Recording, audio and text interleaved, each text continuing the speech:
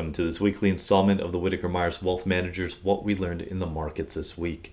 My name is Summit Puri, and thank you for tuning in. This week, as usual, we'll discuss 4 key focus points, highlighting the key learnings from the market activities in the past week.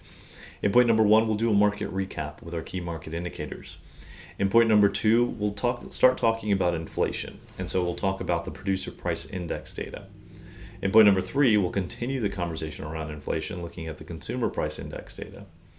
And in point number 4, we'll take a look at the University of Michigan Sentiment Index and see how all of this comes together in this week's discussion. Now, on to point number 1, the market recap. First, each week we review the Atlanta Fed seasonally adjusted GDP Now report to gauge in real time how fast our economy is growing. This week, the Atlanta GDP Now report shows a projected negative 2.4% growth as of March 6th, which remains unchanged from the report out last week. Next, each week we look at initial claims for unemployment insurance for a gauge into the front end of our labor market. This week, initial claims fell by 3,000 claims, ending at 220,000, while continuing claims also fell to 1.87 million. Next, we're watching mortgage rates closely to see how home affordability is trending. This week we saw minimal movement again in the 30-year and 15-year mortgage rates. However, this week we saw an uptick compared to previous weeks, ending at 6.65% and 5.80% respectively. Next, we'll look at investor sentiment. One component of investor sentiment is the measurement of the bull to bear spread. The latest update shows the bull to bear spread fell slightly from a negative 37.78% last week to a negative 40.13% this week. Once again, investors are feeling very bearish with the current market. Next, I'd like to introduce you to another sentiment indicator, the CBOE Volatility Index, VIX, often also called the Fear Index. This metric is a real-time market index that represents the market's expectations for the relative strength of the near-term price changes of the S&P 500 index, and this is derived from prices of the S&P index options with near-term expiration dates, generating a 30-day forward projection of volatility. So simply put, this is the market expectations for volatility of the S&P 500 over 30 days in the future. Now, the VIX is a unique index in trading and investment, as it provides a quantifiable measure of market risk and investor sentiments. The VIX attempts to measure the magnitude of price movements of the S&P 500. The more dramatic the price swings, the higher the volatility. Unlike historical volatility, which uses past price data, the VIX infers its value from forward-looking implied volatility derived from options prices. Investors use the VIX to gauge the level of risk, fear, or stress in the market when making investment decisions.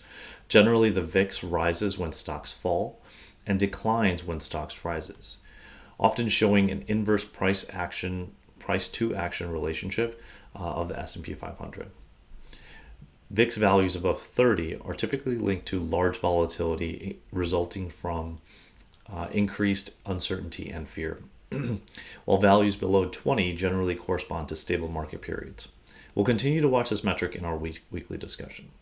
This week the VIX ended at 21.77, projecting market stability. Next, we'll continue to update you all on the Fed rate cut probabilities based on future contracts. Currently, the CME Fed Watch tool is calculating a 2% probability of a 0.25% decrease and a 98% probability of no decrease in March. With the Fed's meeting coming up, next week, the probabilities are slim for rate reductions right now. And finally, let's take a look at how the markets ended. Last week, the S&P 500, which is our proxy for growth and growth in income, but only when considered together, ended positive 0.47%.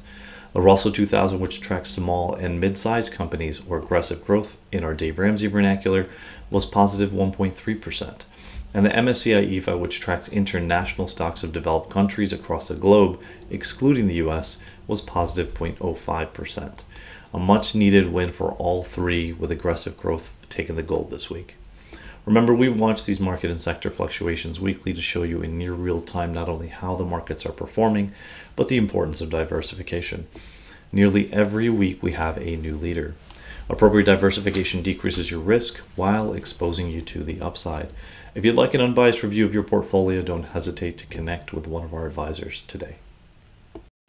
And now on to point number 2, the Producer Price Index data.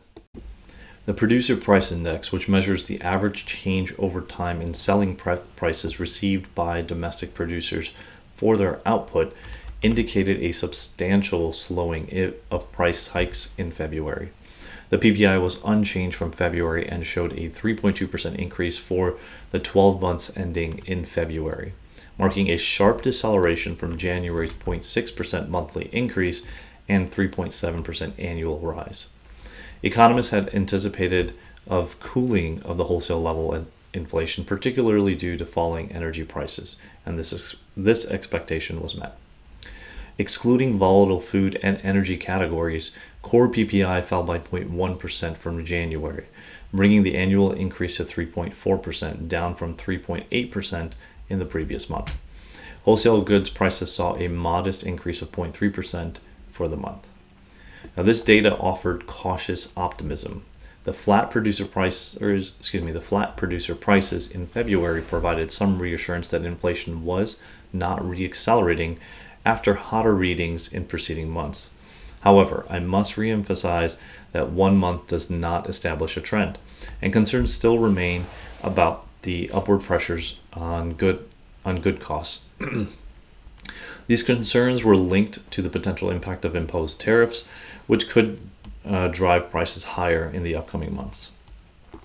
The February PPI data, similar to the preceding CPI report, which we'll talk about next, was described as reflecting the calm before the storm, as the impact of higher tariffs paid by U.S. importers was expected to manifest in subsequent months.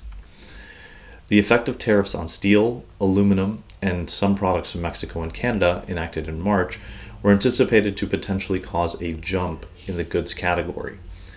It was also noted that businesses might proactively increase inventories and wholesalers might raise prices in an effort to preempt the actual implementation of tariffs and other inflationary policies. While the February PPI showed a moderation in wholesale price increases, the looming impact of trade tensions and tariffs casts an uncertainty on the inflation outlook for the coming months. On to point number 3, the Consumer Price Index data.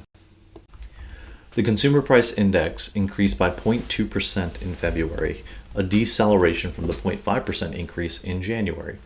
Over the last 12 months ending in February, the All Items Index rose by 2.8%, a slight decrease from the 3.0% increase in the 12 months ending in January. This overall decrease was seen as a positive sign, indicating a potential slowing of inflationary pressures. However, the report highlighted that while overall CPI fell, this was largely driven by declines in fuel and a slower increase in food prices. Several factors contributed to the monthly changes in CPI. A 0.3% increase in the index for shelter accounted for nearly half of the overall monthly increase. The rise in shelter costs continues to be a significant driver of inflation. Partially offsetting the shelter increase were notable decreases, including a 4% drop in the index for airline fares and a 1% decline in the index for gasoline. Despite the decrease in gasoline prices, the energy index still rose by 0.2% due to increases in the indexes for electricity by 1% and natural gas by 2.5%.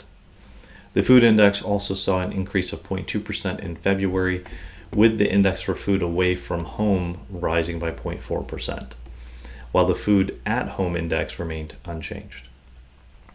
While the headline CPI showed a decrease, the index for all items less food and energy, or the core CPI, rose by 0.2% in February, following a 0.4% increase in January.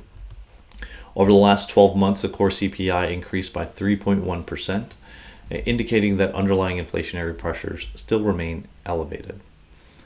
The report noted increases in various components of core CPI, including medical care costs, used cars and trucks, household furnishings and operations, recreation, apparel, and personal care. Notably, the index for used cars and trucks rose by 0.9% in February, which some analysts found peculiar, given weak wholesale car prices, suggesting a potential lag or seasonal quirk. Looking ahead, as we discussed on the previous point, the impact of tariffs on consumer goods is a significant concern, as retailers have indicated that they will likely pass these costs on to consumers, potentially sustaining inflation. Despite the positive CPI reading for February, quote-unquote sticky core inflation and potential trade wars creates uncertainty. For the Federal Reserve, the February CPI data presents a mixed picture, with the overall inflation cooling, but core inflation remaining elevated, influencing future monetary policy decisions. On to point number 4, the University of Michigan Sentiment and Inflation Expectations Index. The University of Michigan Consumer Sentiment Index is a widely followed measure of consumer confidence, reflecting how optimistic or pessimistic consumers feel about their financial situations and the economy as a whole. The MCSI provides insights into spending behaviors and economic expectations. The latest consumer sentiment report from the University of Michigan for March of 2025 revealed a significant drop in consumer confidence, with the index falling to 57.9, a 10.5% decline from February and a 27.1% decline than a year ago, reaching its lowest point since November of 2022. This figure was also lower than the market economists were expecting. The survey results indicated that this decline in sentiment was consistent across all demographics and political groups. We also found that while a stark divergence in the sentiment aggregate was found amongst Republican and Democratic surveyors, this trend is consistent with historical data seen in previous administrations. Several factors contributed to this notable decrease in consumer sentiment.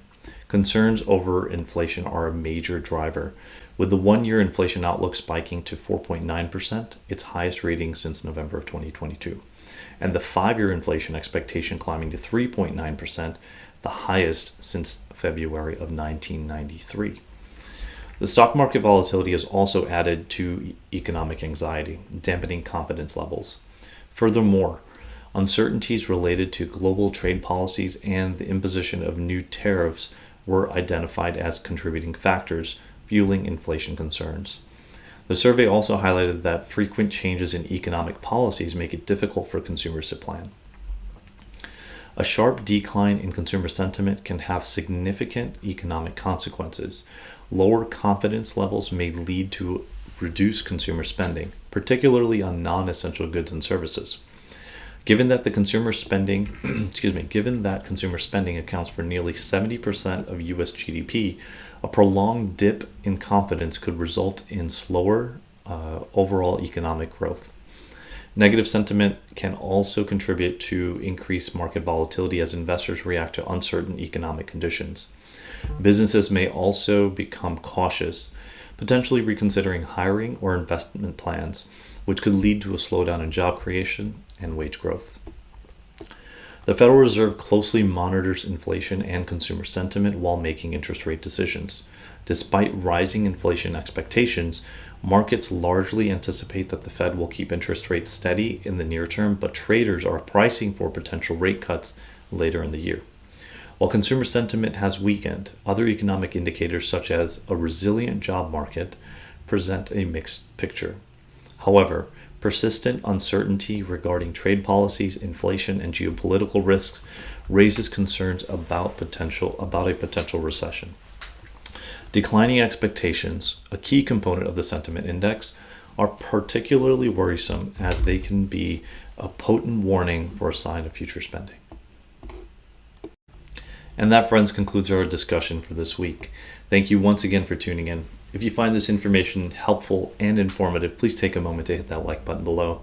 By hitting that like button, you help push our content out to other viewers and listeners across all of our social media outlets.